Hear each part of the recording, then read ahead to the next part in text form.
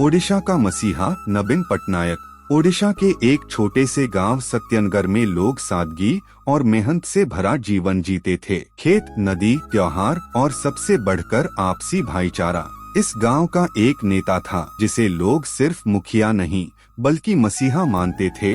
उसका नाम था नवीन पटनायक। नवीन पटनायक एक सच्चे जनसेवक थे।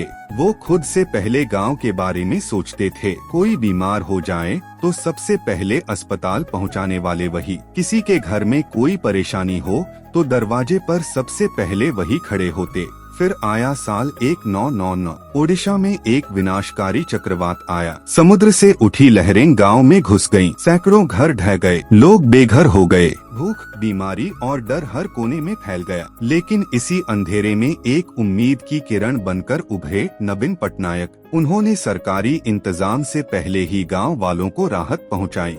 खाना, पानी और दवाइयां मंगवाई। टूटे घरों को फिर से बसवाया। कुछ ही महीनों में सत्यनगर न सिर्फ संभला बल्कि और बेहतर बन गया। लोगों ने कहा, हमने भगवान को नहीं देखा, लेकिन जब नवीन बाबू हमारे पास आए तो लगा भगवान ही उतर आए हों। फिर आया साल 2025। अब की बार चुनाव में एक नई पार्टी आई। उन्होंने बड़े बड़े वादे किए। हर घर को नौकरी, मुफ्त राशन, गैस सिलेंडर और स्मार्टफोन तक। गांव के कुछ लोग इन सपनों में बहक गए और उस पार्टी को वोट दे दिया। चुनाव जीतने के बाद असली चेहरा सामने आया।